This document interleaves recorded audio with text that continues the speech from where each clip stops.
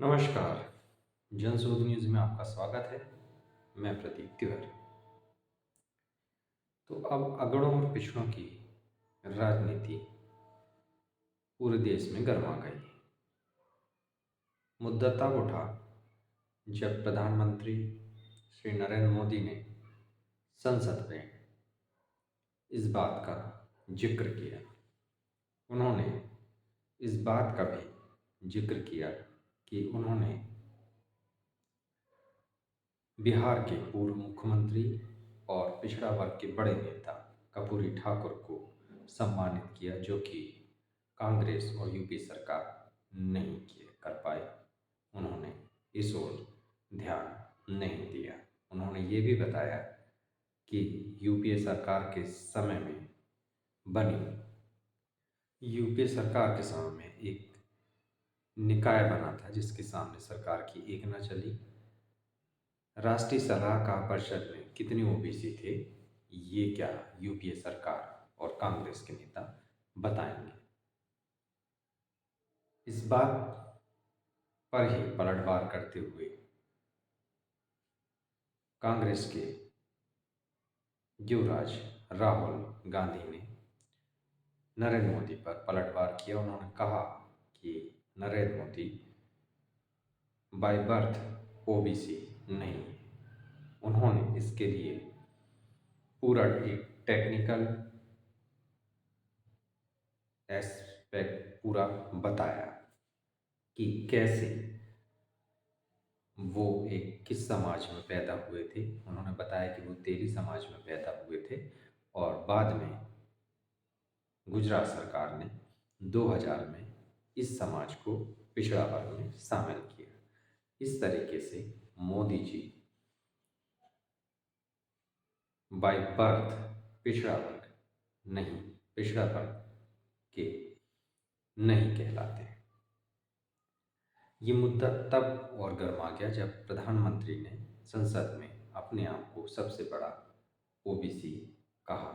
तो पलटवार में राहुल गांधी ने ये बात अपनी भारत जोड़ो यात्रा के पड़ाव झारसुगुड़ा में कही। उन्होंने ये भी कहा कि जब लोग आपके पास में आए, कार्यकर्ता आपके पास आए, तो आप ही लोगों को ये भी बताएं कि प्रधानमंत्री ने पूरे देश के सामने झूठ बोला। आपको उनको ये भी बताना चाहिए कि जब कर्पूरी ठाकुर 1970 में बिहार के सीएम बने थे, तो भाजपा के लोगों ने उन्हें किस तरीके से परेशान किया था, किस तरीके से उनकी सरकार को अस्थिर करने का प्रयास किया था। इसके अलावा उन्होंने आगे ये भी जोड़ा कि बीजेडी के सरकार उन्हें परेशान कर रही है, बीजेपी के केंद्र की मोदी सरकार के इशारे पर। उन्होंने कहा कि उड़ीसा में मोदी सरकार और बीजू पटनायक नवीन पटनायक लोगों को लूटने का प्रयास कर रहे हैं और हम इस साझेदारी के खिलाफ लड़ाई लड़ रहे हैं। राहुल गांधी, जैसा कि आपको विदित ही है, अपनी न्याय यात्रा में निकले हैं। यह न्याय यात्रा उनकी जो है अलग अलग स्टेटों से होकर गुजरने वाली है, जिसकी शुरुआत 14 जनवरी को मणिपुर में हुआ है। 6700 किलोमीटर की यात्रा करते हुए ये यात्रा 110 जिले का भ्रमण करते हुए 67 दिनों के बाद 20 मार्च को मुंबई में खत्म होगी। अब इस यात्रा के नतीजे क्या निकलते हैं, ये तो आने वाला समय ही बताएगा। मगर ओबीसी के इस करंट वार से